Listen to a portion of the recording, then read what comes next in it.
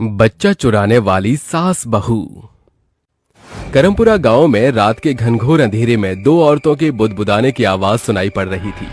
अरे शुभी बहू, जल्दी कदम बढ़ा, देख हमें उजाला होने से पहले अपने काम को अंजाम देना होगा।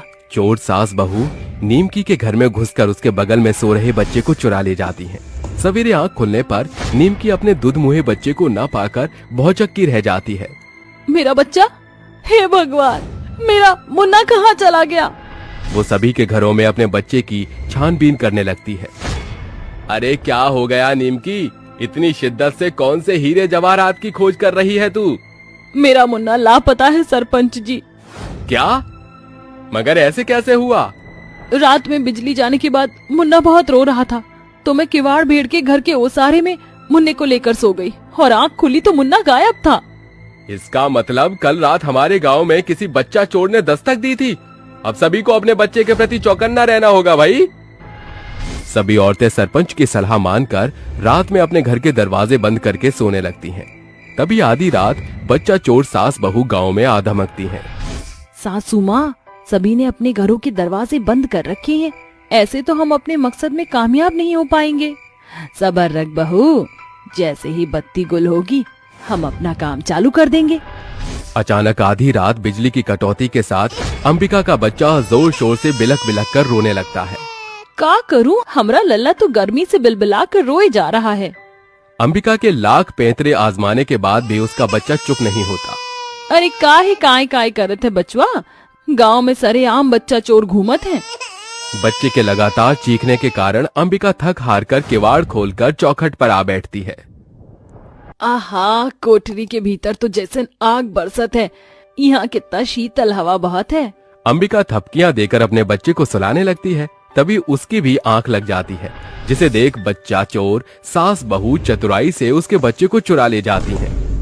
देखा बहू, हम आज भी चोरी में सफल रहे। इससे पहले कि हमारी चोरी पकड़ी जाए, हमें फौरन 9-2-11 होना होगा।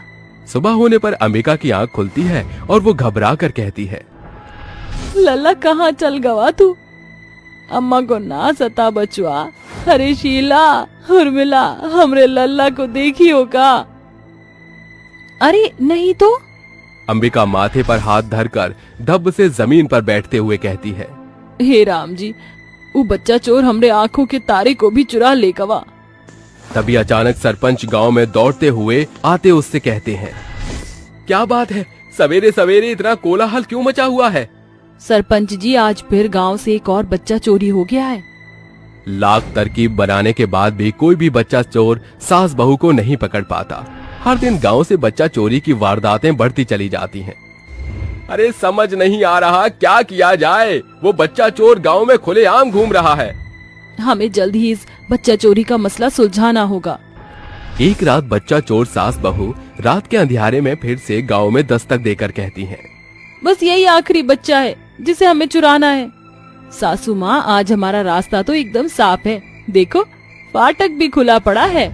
दोनों रानी के बगल में सो रहे बच्चे को उठाने के लिए हाथ बढ़ाती हैं। तभी रानी एकदम से आंख खोलकर दोनों का हाथ झटक कर दूर धकेलते हुए कहती है, तुम दोनों बच्चा चोरों की चोरी पकड़ी गई।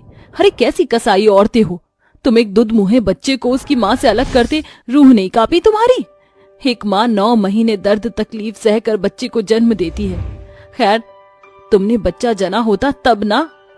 ये सुनकर शुभी की आंखों में आंसुओं का समंदर उतर आता है।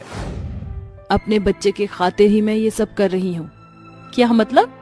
बच्चे चोरी की सच के तह तक पहुँचने के लिए तुम्हें इस बेबस माँ की दास्तान को सुनना होगा। स्वर्णपुरा गांव के निवासी किंजल को बधाइयां दे रहे हैं, क्योंकि आज उसके घर बहू जो आई है। शुभी बहू, इस कलश को अपने दाहिने कदम से गिराकर अंदर आ जा। जी सासू माँ। बहू, मैं आज तक सिर्फ इकलौते बेटे की माँ थी, मगर अब मेरे पास तो जैसी बेटी भी है। क्या बात है माँ, बहू के आते ही पार्टी बदल डाली। मैं कहाँ गया? वो अपने छोटे से परिवार में बेहद खुश थी। गुजरते समय के साथ शुभी गर्भवती हुई। क्या बात है बहू, आज तेरा चेहरा इतना दमक क्यों रहा है? माँ जी, आप दादी बनने वाली हैं। क्या सच बहू? ये खबर तो गौरव को बताना बनता है। गौरव बेटा, तू पिता बनने वाला है। क्या? सचमुच? माँ मैं अभी घर आ रहा हूँ। पिता बनने की खबर सुनकर गौरव के पांव जमीन पर नहीं ठहरते। वो तेज रफ्तार से घर की ओर बढ़ता है कि तभी बीच रास्ते पर उसकी गाड़ी का एक्सीडेंट होने के कारण उसी समय उसकी मृत्यु हो जाती है। ये दुखद खबर सुनकर किंजल कहती है, बहू देख इस घर का दीपक हमेशा के खातिर बुझ गया। माँ जी, गौरव की छवि मेरे कोख में समाई हुई है, हिम्मत रखिए वो फिर लौटेंगे। समय के तेज पड़ाव के साथ शुभी गर्भावस्था के 9वें महीने में कदम रखती है। फिर एक रात। माँ जी उठिए, मुझे प्रसव पीड़ा शुरू हो चुका है, मुझे अस्पताल ले चलिए। दोनों सास बहू अस्पताल पहुंचते हैं, जहां शुभी एक बेटे को जन्म देती है।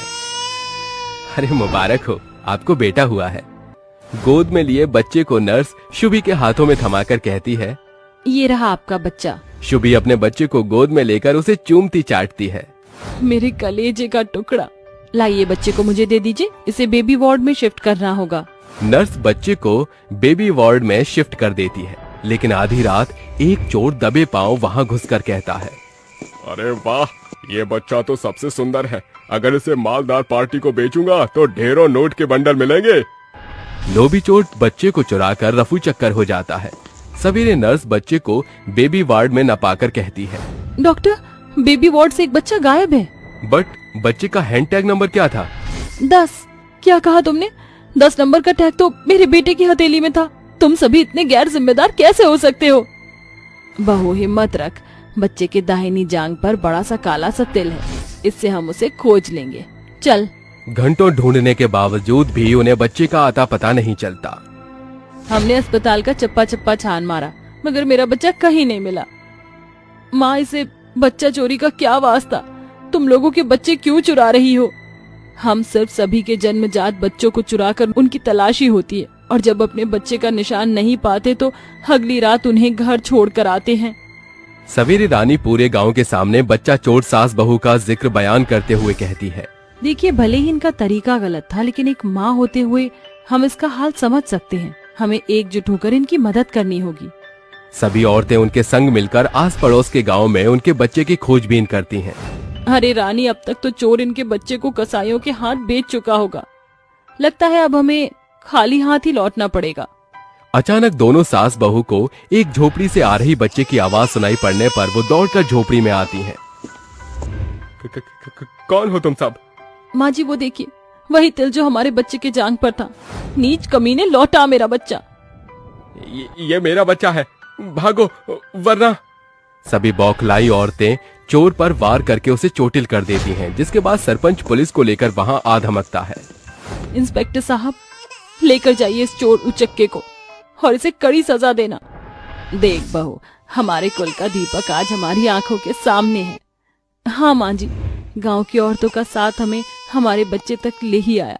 आप सबका शुक्रिया। इस तरह दोनों सास बहू अंत में हंसी खुशी नन्हे मेहमान का स्वागत करती हैं।